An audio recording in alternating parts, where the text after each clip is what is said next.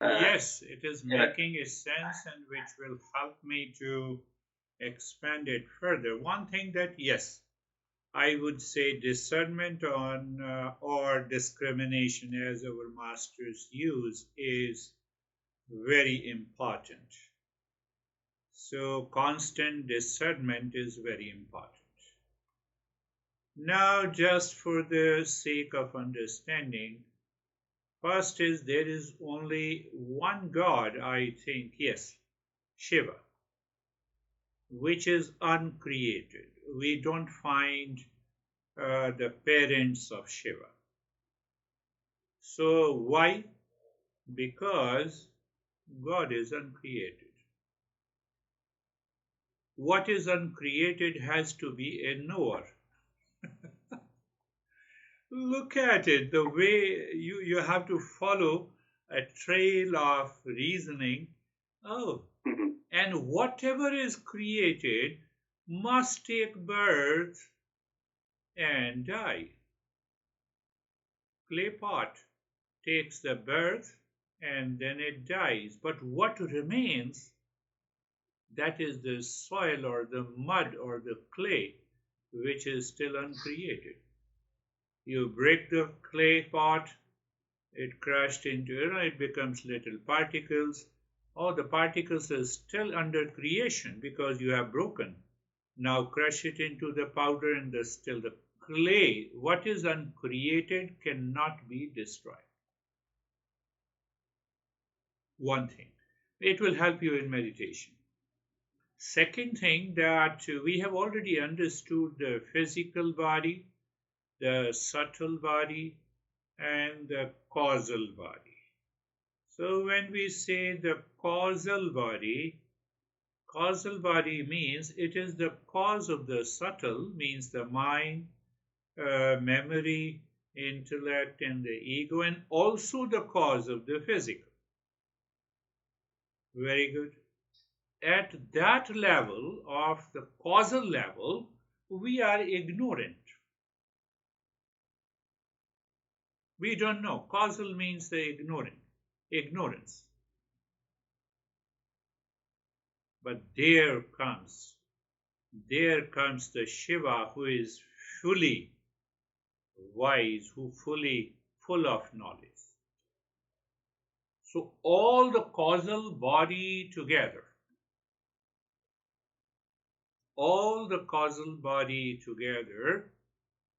and a knower, who is the knower of all the causal body, is Shiva. So can we clarify then? Is Ishvara, That, that so is Shiva? Oh, Ishvara. okay. But again, we have to be very cautious. Whether you say it is Shiva at that level, whether you say it is Rama, or whether you say Krishna, whether you say it is Jesus, whether you say it is Buddha, they are the same. The names are different, but concept, principle is that Ishvara, we have already clarified. Ishvara means causal body of everything together, the one who knows. It is the Ishvara who creates. All the creation comes from the Ishvara, and behind that Ishvara there is a real self. Whether you say it's a real self or the supreme consciousness, or you say That, absolute existence, consciousness, bliss. That is, so what we are exactly doing, we are caught up in the world of name and the form. We are caught up in the impurities. We are caught up in the projection. So we have to get rid of all to reach to the Ishvara. It is but the in the end, we are still beyond that, right? we Because if are we can know, yes, if we yes. can know it, then it can't be us. It is Uh, yeah. that Okay. real knower is the real self, That real self, you can say real self at the individual level, supreme self at the universal level, and then we explain it by Sat Chit Anand, or we can say absolute existence, consciousness, and bliss. Even for that supreme self, Ishvara is just a fraction. Ishvara is just a fraction. Only difference, Ishvara is a knower of everything. Ishvara knows when this body is going to die, when this crazy guy will take its last breath. I don't know it. So now see that in deeper meditation, if I reach there, so I enter into the state of the Ishvara, or you can say, I become the Ishvara. So the moment I become the Ishvara, I know how long this body will remain. How this body, and I know everything what is going to happen the next day, next month, next year, but that Ishvara does not oppose even the pain because it is destined. It is a part of the destiny. It is the part of the past impressions that needs to be exhausted. So is that where people get stuck? I could see, because that's not the ultimate, right? That is not the ultimate. So Ramakrishna suffered from the cancer, and he said it is an opportunity, why don't you think that, why don't you, my son Vivekananda, he told Vivekananda that why don't you understand that I'm not the body and the mind. I'm none of the body, mind. I'm not the physical body. I'm not the subtle body. I'm not the causal body. I am of the nature of, he reached to the highest state. I am of the nature of pure consciousness. Why don't you understand? So stop crying. So you see that Ishvara, first we touch in a deeper and a higher meditation. So now I will explain you another incident. Just a guy called me, he has been doing it almost for a couple of years, and he said, I was scared and I want to talk to you. I said, yes, go ahead. He said that I was sitting in a restaurant and my perception dissolved all the people in the restaurant. He rightly used the word.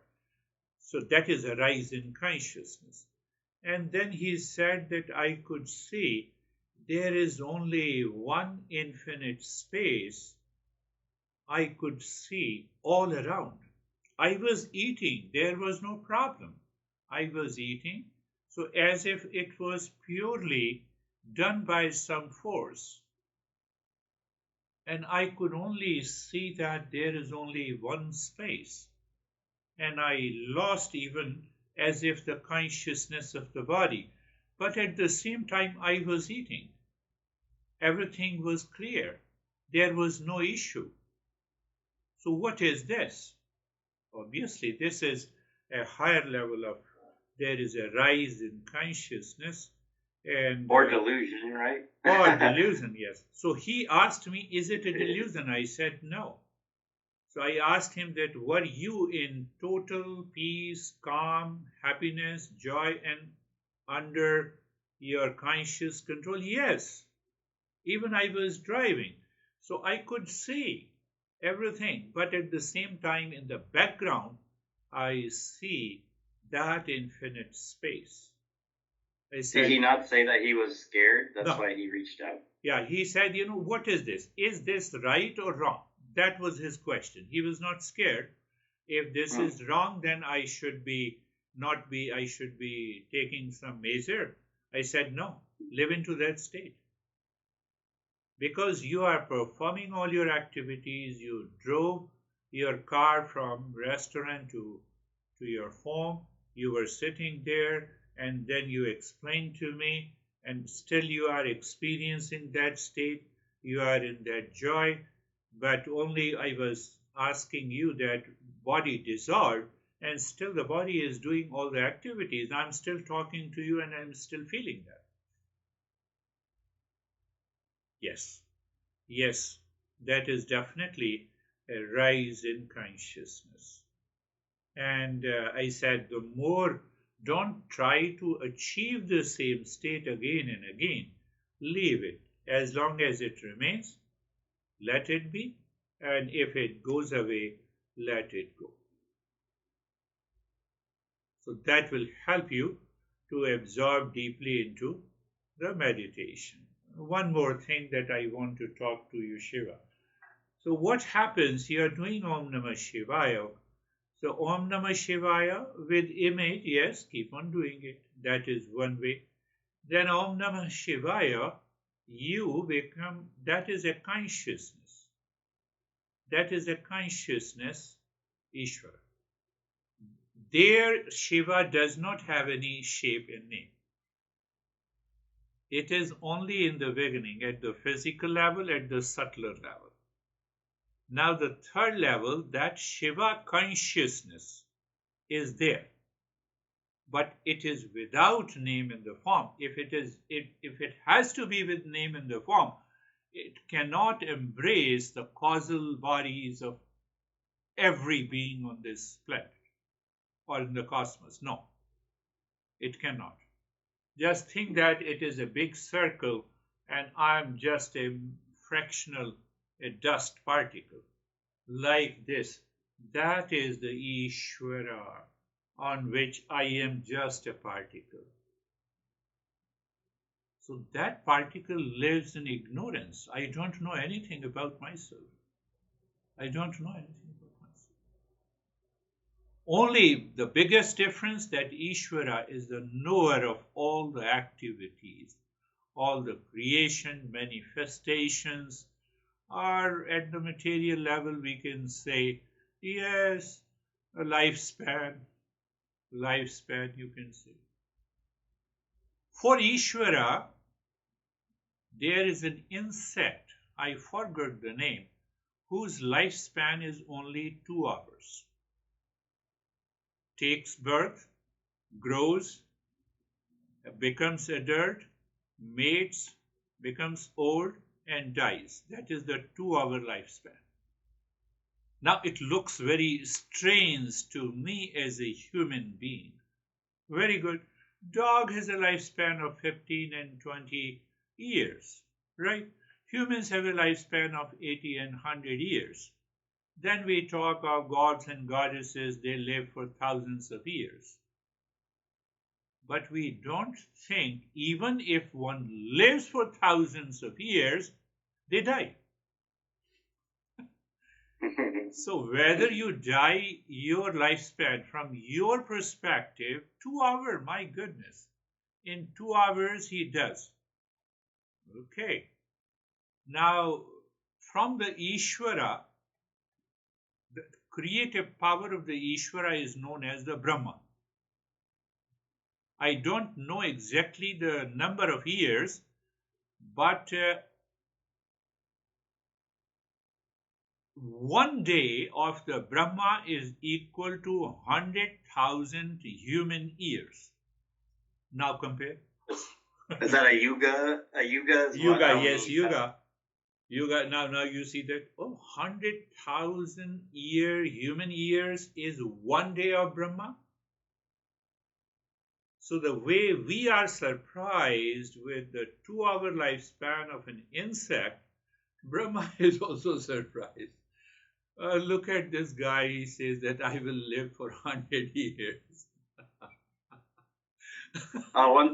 That reminds me, one thing I found interesting as well. Whatever happens on micro scale, you can assume is happening on every level, right? Yes. So yes. I was thinking with the yuga, Brahma's, going to sleep or waking is probably the beginning and end of creation. Beginning and end right? Of one yuga, one creation and one dissolution. And our sleep and wakefulness, right, are like a miniature version of everything's just kind of condensed down depending on where you land on the So the physical level scale. main masses here is that whether you have 2 hours of lifespan or even 100,000 years of one day of Brahma also dies. So we have to find out the mystery of birth and the death. We have not to worry whether I live for 100 years or I live for 2 hours. That is out of the question. That is material question. Let the science work on. You can delay the process, but you cannot stop the death. So there the master comes. He says that can anyone be free from the fear, pain, and the sorrow of the death? The answer is yes. Either you station at Ishvara or beyond. Until the Ishvara or before the Ishvara, you are subjected by the cause and effect relationship. There is a cause of law of cause and effect. So whatever is the law of cause and effect, it has to meet the birth, growth, and the death. But beyond that, who is supporting the entire manifestation and the creation? Who is supporting? The Ishvara is supporting. So Ishvara never dies. So once my mind evolves and reaches to that consciousness, I recognize there is a freedom from the fear of the birth and the death. So what I realized is I cannot remember being born, and I won't experience death or remember it. Good. We actually literally never experience our own birth or death. Yeah. So it's if we really look at it, we can't really say that it happens, right? From our own. I normally ask a question, people, that is there any possibility that you can experience your death?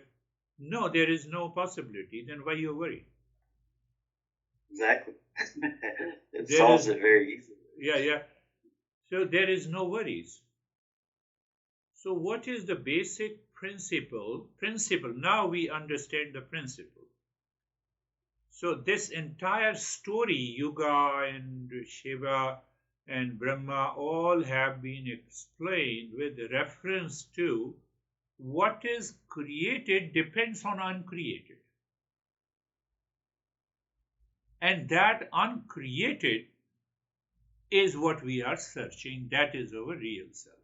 So what is uncreated is beyond the cause and effect relationship. The cause of the birth and the death has to follow the creation. And just take a very simple example. We lose sight of it. Ford manufactures or creates a car. There must be something before he creates the car. What that exists? That is the steel or the plastic. That never dies. So that never dies is uncreated. Do you see that? So for anything and everything, there has to be uncreated. And that uncreated is known as the existence, first attribute of the real self. And that existence is conscious. So there is an existence and consciousness. Because it is only one, there is no two. When you enter into that real self, you see there is no two. So when there is no two, there is only a joy, there is only a happiness. Unlimited, eternal, infinite happiness. And that is the nature of the real self we are discovering through the Gita. Anything, for example, you create anything, there has to be something pre-existing on which the created product has to be there.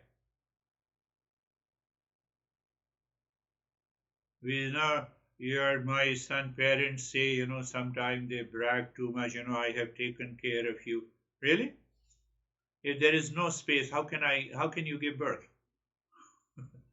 Where is the birth? So there is something has to be uncreated. Well, to know the changing.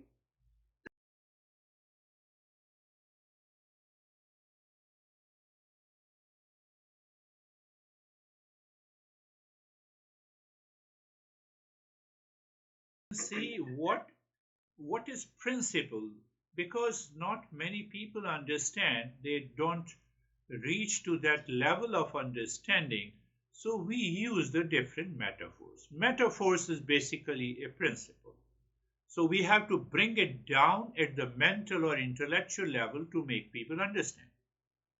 So then we give a parable.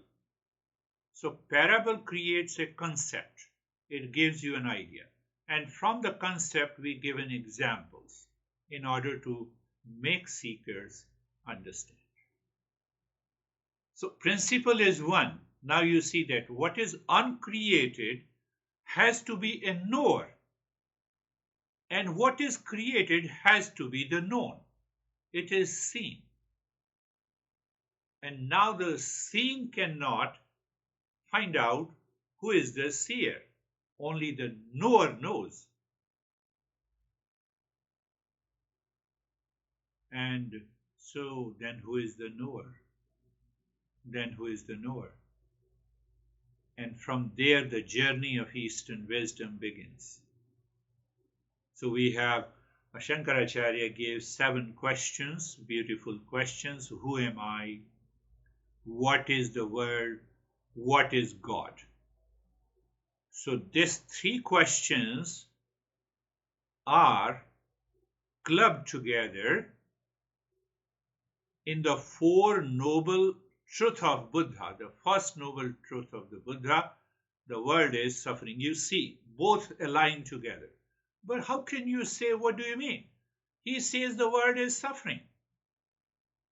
Why the world is suffering? Because I don't know who am I, because I don't know what is the nature of the world, because I don't know if there is any existence which is uncreated. That is why I claim what lies in the world.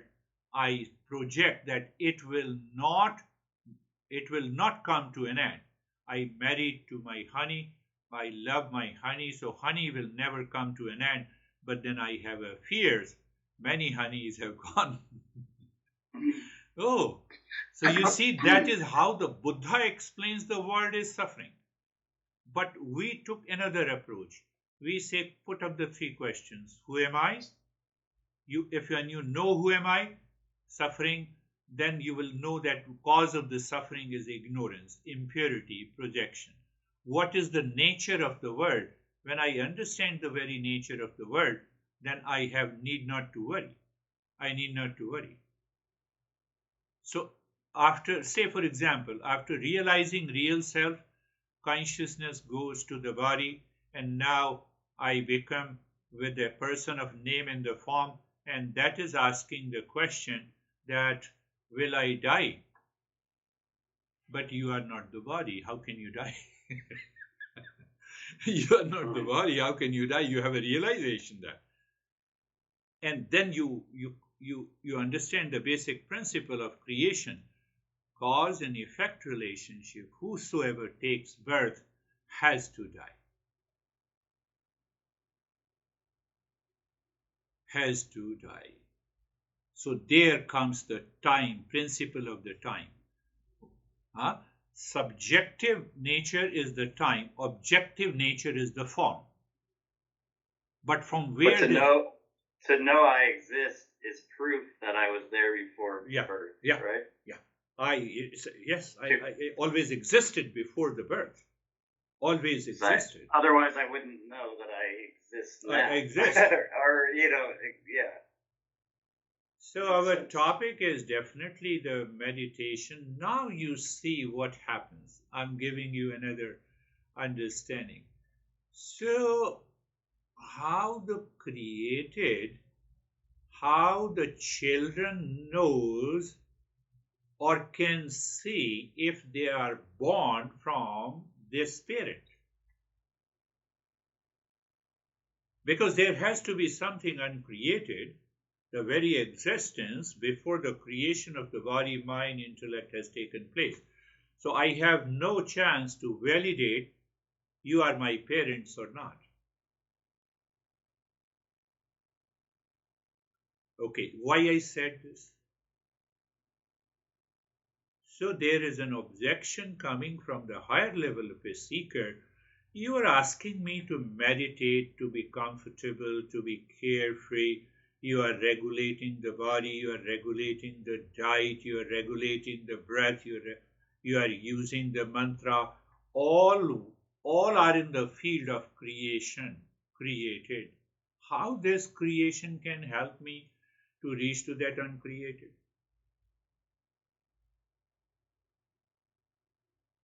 Very it will come into the Gita also in the perhaps in the seventh or eighth chapter. But then Master says, where there is a creation, that uncreated always exists. It is present. Without its presence of uncreation, you cannot have any creation. Very good. So what we do in meditation, we modify what is already a creation. We modify through knowledge, through understanding. What we modify the state of the body, the position of the body, being comfortable, being carefree. We modify, we alter so that it becomes conducive to reveal what is uncreated. That is what the meditation is. There is nothing more, nothing less. So this is what our master Krishna has underlined from the verse number 10 to 70. So from the perspective that you modify, you take your car and you say modify like this. This is what I like. Modification. So my mind, my body is constantly agitated. So I don't understand that why it is agitated. Fundamentally, it is because of the mind. But then I find out the relationship between the body and the mind. The body is the servant of the mind. Okay, servant of the mind. So if I ask the servant, don't move, if the mind moves, so I'm taking care of the mind again. I'm taking care of the projection of the mind. I'm taking care of the ignorance. I'm slowly dissolving that ignorance. We have to have a right knowledge. Then it becomes easy for me to be comfortable. Then it becomes easy for me to be carefree. Then it becomes easy for me, oh, I'm breathing. It is because of this. Because ultimately I'm looking, yes, I remember one thing beautiful, beautiful, that comes from the Upanishad. Maybe if I remember, it comes from Adhyatma Upanishad or some Upanishad, what it says. It is not the water, but it is in the water. It is not in the earth, but it is in the earth, but it is not the earth.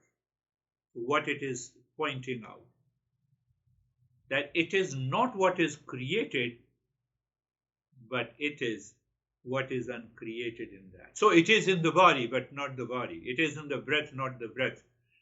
It is in the mantra, but not the mantra.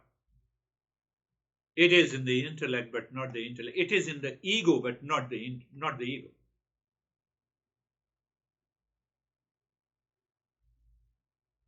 So gradually we rise in consciousness. Now I can see the atoms and the molecules of the water are together because of that existence.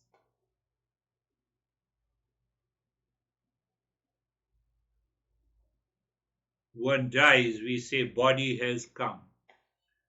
When someone knocks the door, then we say knocks the door, we say the person has come. So what has changed between the two bodies? One we say the dead and other is alive. We say the person has come. It means that I is there. And that I is lost, hidden, even though it is present there, but it is hidden. We cannot find it in the so-called the dead body. So all meditation are just a modification so that it reveals the real self. Real self is already there. We are not doing any practice to manufacture or create the real self. It is the discovery of what is already present. It is not the creation of something different. And that is why it takes time, because as you have started experiencing and you have narrated your experiences, and that guy has narrated that experiences, so it is a process of evolution. We rise in consciousness, we can catch the thread of the subtler consciousness, how everything is working. Well, now the tools we use make sense. I need them occasionally.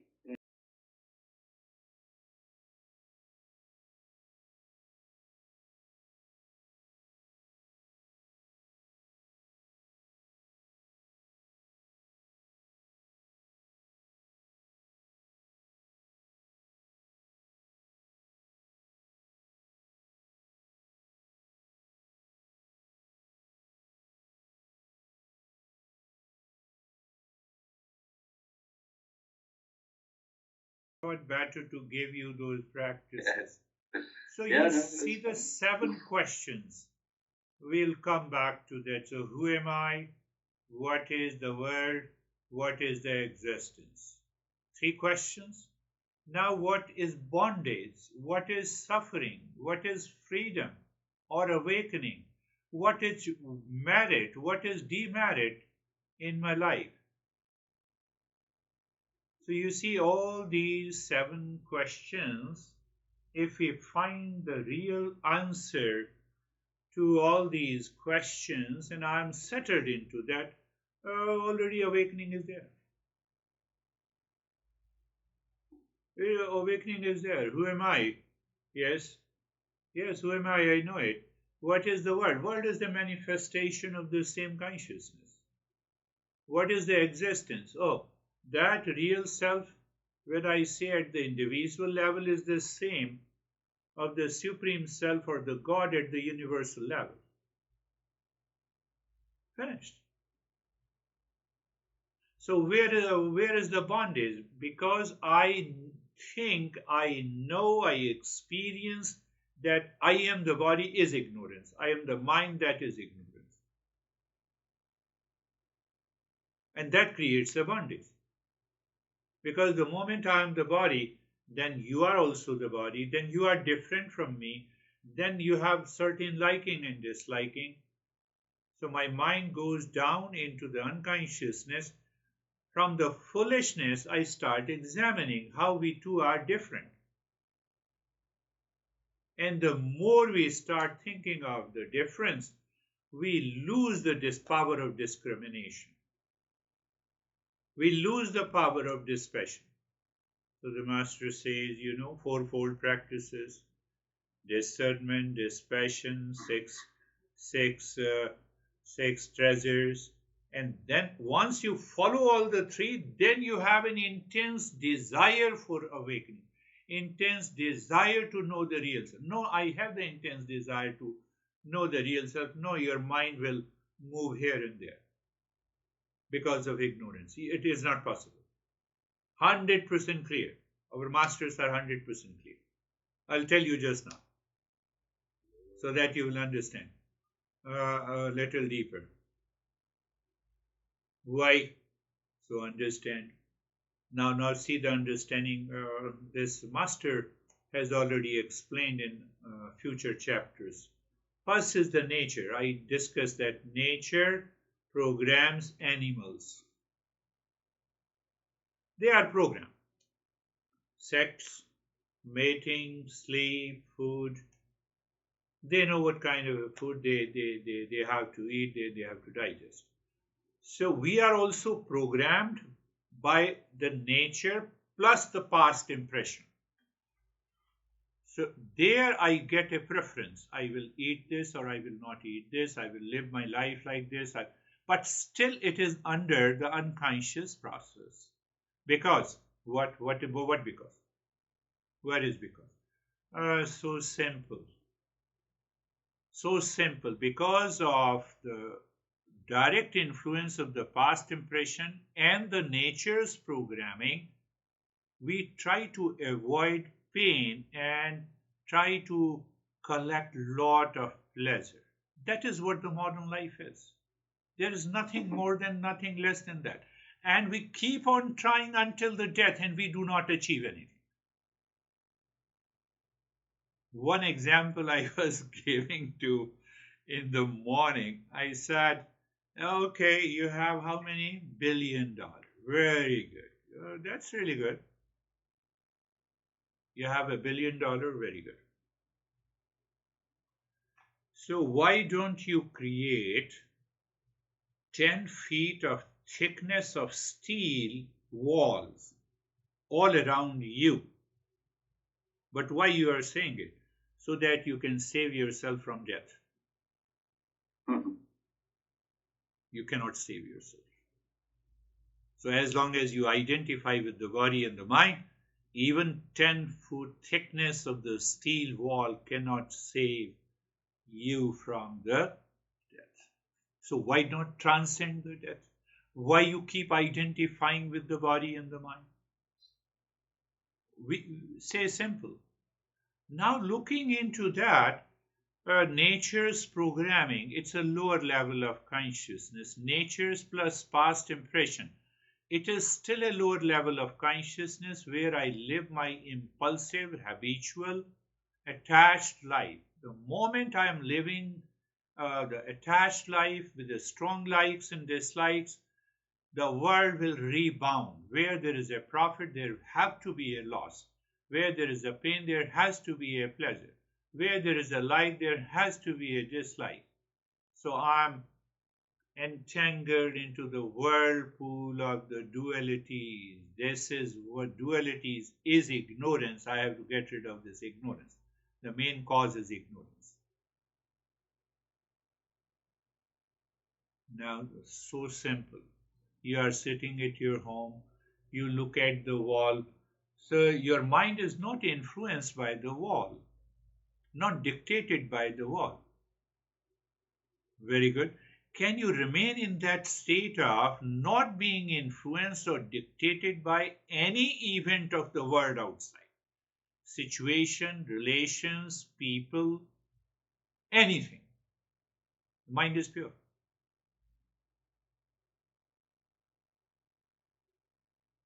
Mind is pure. You see, you're not at all influenced by anything outside. But to reach to that understanding, it takes time. It looks very easy. It dawned on me the other. I was like, oh, I finally understand. And I think I've heard this term. Maybe I'm making it up. But how the pure mind is.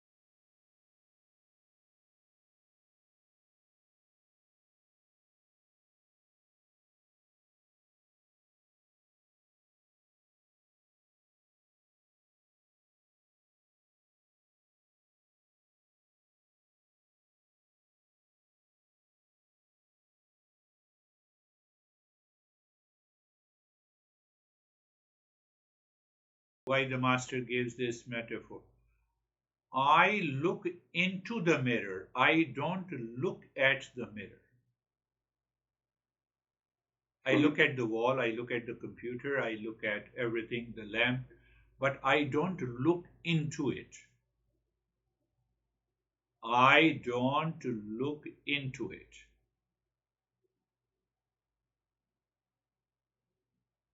Now, what happens by looking into the mirror? 100% I know that it is an image.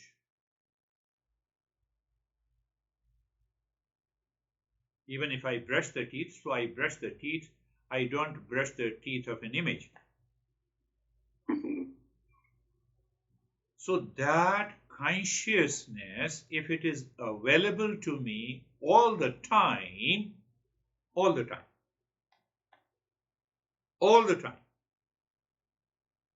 So I don't look at the honey. When I look at the honey, there is a likes and dislikes, there is an attachment and detachment, there is a relationship, there is a pain and pleasure, there is a profit and the loss, the duality comes. When I look into the honey, then I and the honey are one. There is no difference. Gone.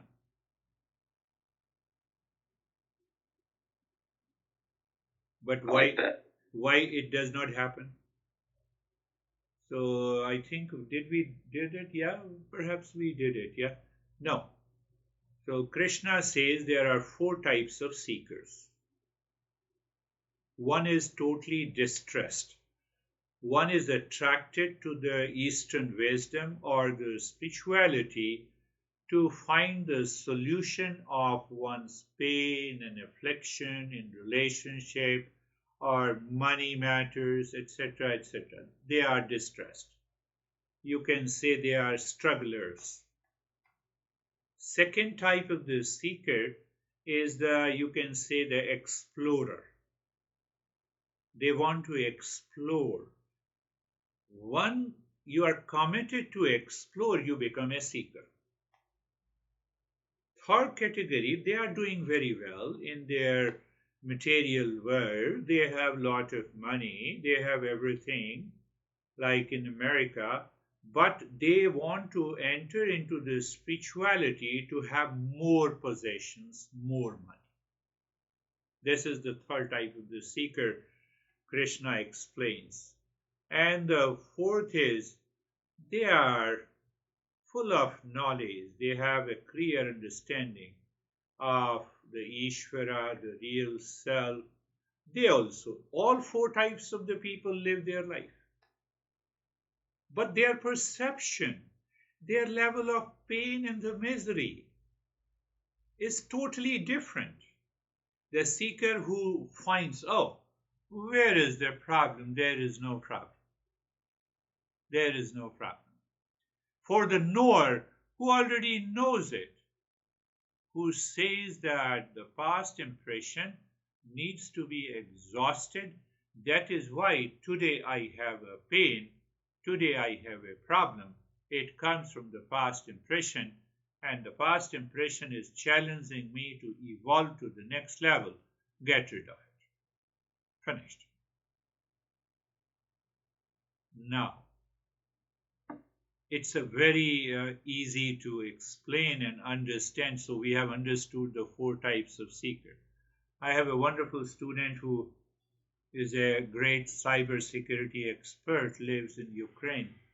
IT, you can say geek.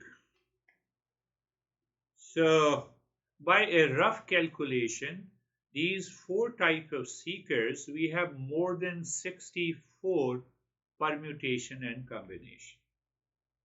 At a very rough level. And then he calculated, he said there are infinite number of permutation and combination.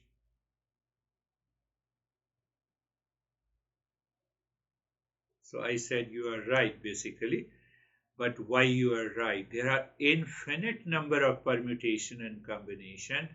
For example, there is a population of the human being is around 8 billion.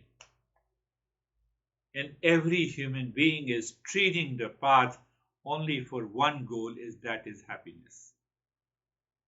But because of permutation and combination, one person is getting their pleasure in the sex, other going to the casino, the third says that if I get $10,000, I'll be happy.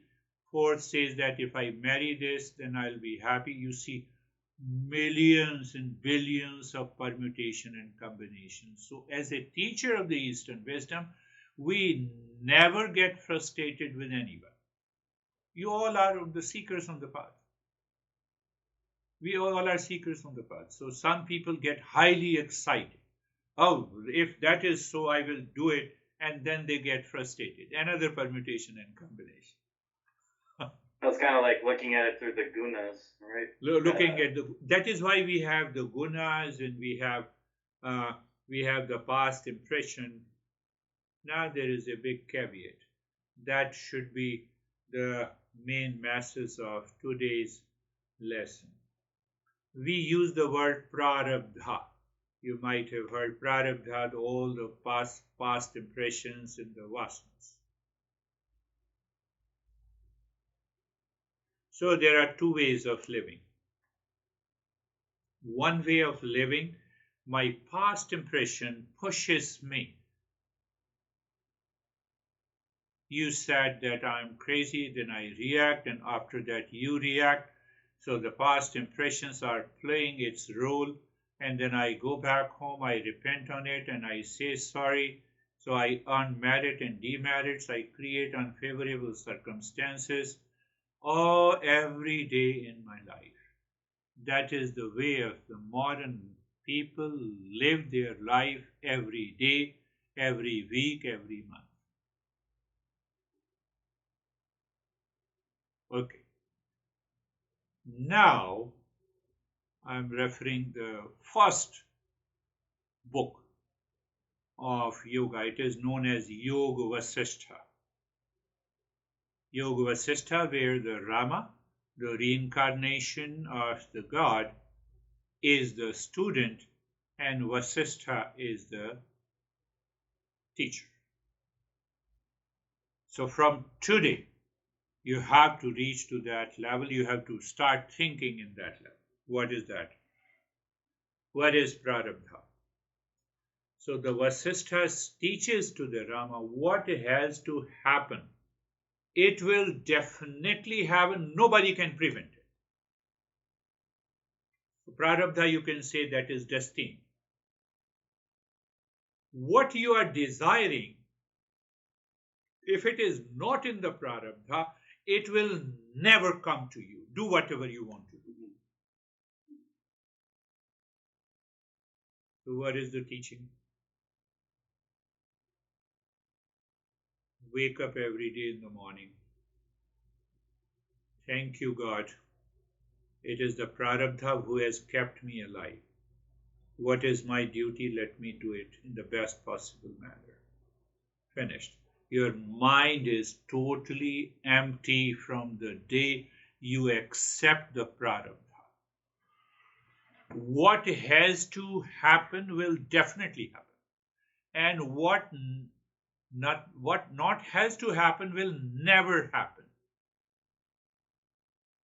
No, that is okay, but yes, there is a big but, because mind, because of the past impression, because of the current impression, because of the current challenges, our mind keeps on thinking in ignorance, in habitual tendencies, impulsively, it keeps on projecting. That is what the wandering mind is.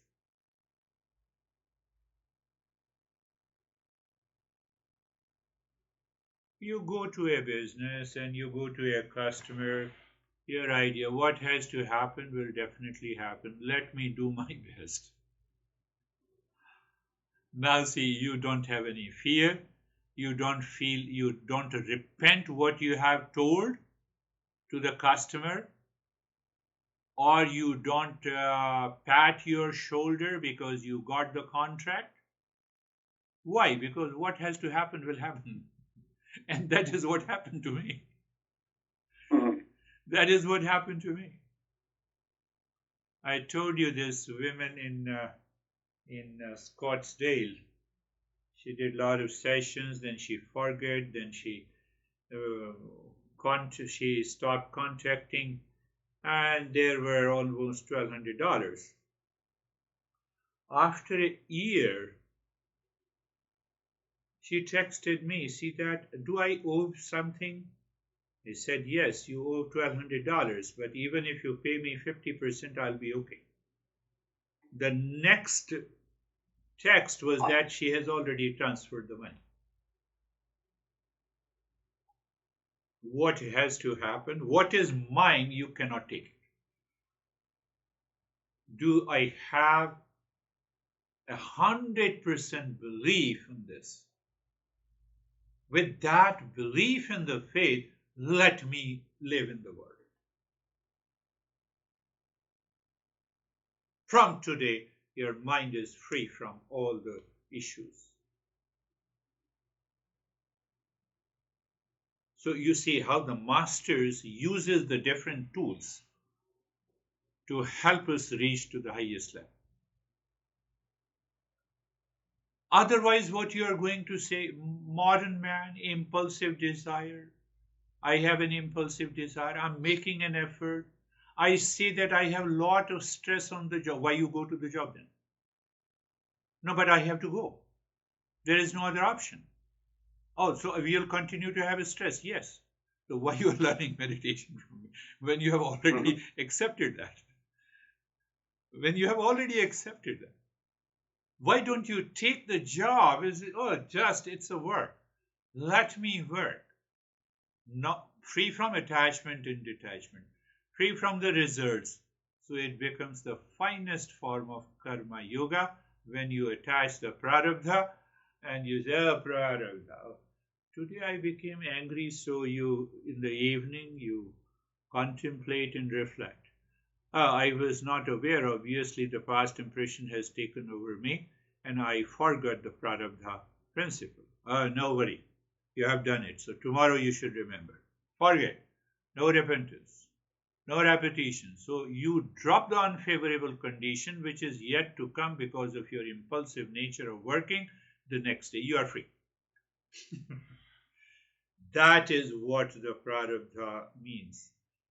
Prarabdha. So people have a misconception again. Oh, so you know your previous birth. So what I was in what will happen even if you know what you were in previous birth? Even if I tell you, what will happen? And say, for example, if you were donkey in the previous birth, you will not believe it. So this principle is not meant to explore what you were in the previous birth.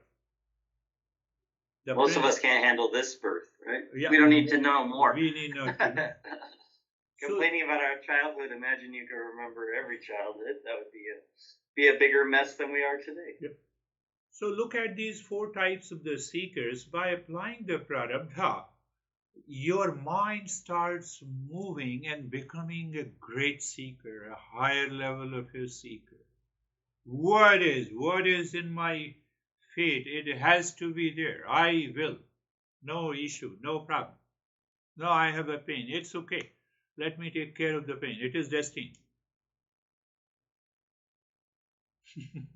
It is destined. No, it's destined.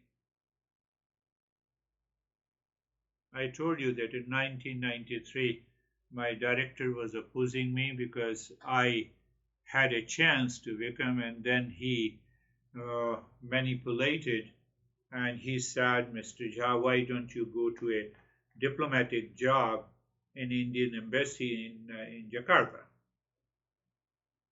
Are you willing? I said, yes, I'm willing.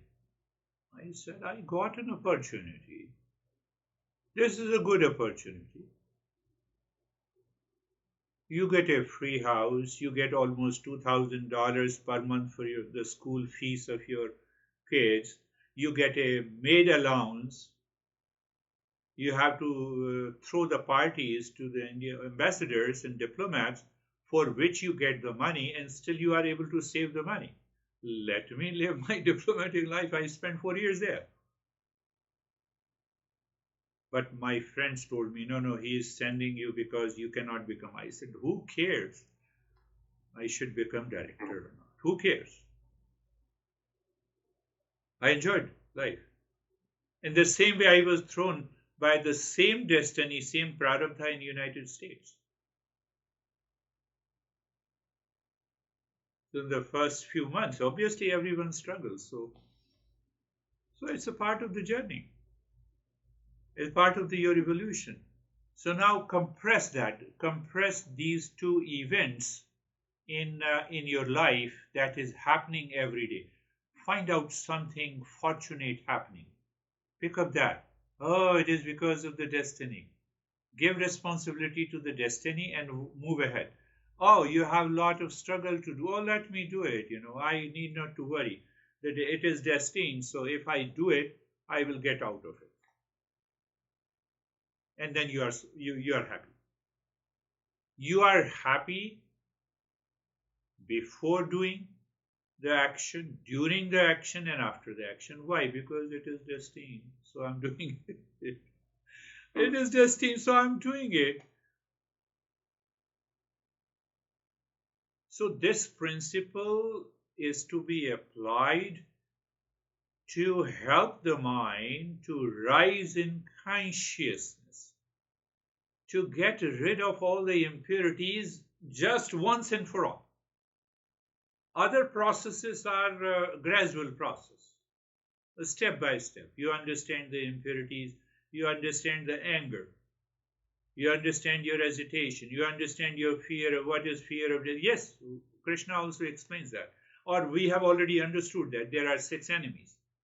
In the second chapter, yes, in the second chapter, we have already understood there are 6 enemies: desire, anger, hesitation, greed, delusion, falsity, and the jealousy. We have already understood. So that is one approach of understanding. Yes, that also takes you there. But now understand that why I am hesitated. My hesitation is because I am seeking some happiness from an event, from a situation outside, from a people, from anything, object outside. Prarabdha says, if it is destined, it will come to you. Do your work. So you do your work, you don't worry about your success and failure. You raised a good topic, so I thought better to give you this message. This comes in the future teaching, but it's good. I will remind you. So predestined. My son is destined to earn more, so why should I be jealous? My daughter is destined to work in this department which I like, so why should I worry? So all your jealousy, your attachment, your duality, your likes and dislikes, your possibility of getting agitated also dissolves. That is the first ever book. That is another way that you can summarize the Gita. It contains more than, I would say, 60,000 verses. Because Vasistha, the master, explains in parables and in stories. So many masters have tried. They have extracted maybe sometimes 600 verses. Others have extracted 3,000 verses. They say no, only the 3,000 verses. If you study, then only you have studied the whole text. But in the message, Vasistha, Rama was little worried, and he said, "Why you are worried? What is going to happen? If it is written in your life, it will definitely happen. Whatever you do, you cannot prevent it. Whatever you will get, you have to get it. You may feel that today you are not getting it, but tomorrow you will get it." Simplifies life a bit, doesn't it? Life. Now you see, you wake up in the morning and you remember, oh, it's a prarabdha. Okay, thank you God that I'm alive today because of the prarabdha, not because of myself. Oh, look at it. You can use it in every way. Oh, my honey is crazy. Thank you. So it is teaching me endurance? Yes, it is teaching me endurance. Oh, really? Yes. I need not to say anything? No.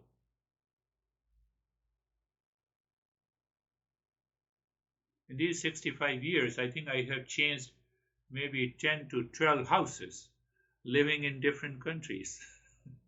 And here also, I have changed 3 houses. One I bought in New Jersey, and before that, I was renting an apartment And the third one is this. Sun is saying that, no, no, you come to me. You stay there. So what is destiny? I will definitely I will get it. So in that category, I will get also pain. I will get pleasure. I will get challenges. I will get opportunities. So don't start thinking that I will only get pleasure. I will also become sick. I will also become healthy. Some people will be convinced. Other people will leave me. And then I come to the same. I say, oh, it is destined. But what is the problem? Am I teaching really something wrong? No. But why this guy was so excited and after a few sessions he left? Permutation combination of 4 types of seekers. You are looking something else. Or I could not explain it. Oh, it's better that I could not explain it. Why? Because he fights with everyone. Later on, I realized that he fought with a couple of teachers. I didn't say anything to him. I said, okay, I'm not getting what you are teaching, so I want beautiful experiences. I said, done. It's a part of the journey. You don't like my teaching, but at least you like me. So he was little upset. No, no, no. That is not a problem. I taught his younger daughter when she was only 8 years old, until for 3 years, and we left it. I said, okay. In the last email, I said this much is the left amount. I did not raise the invoice. Similar, I like to remind people that be careful when you brag about your honor student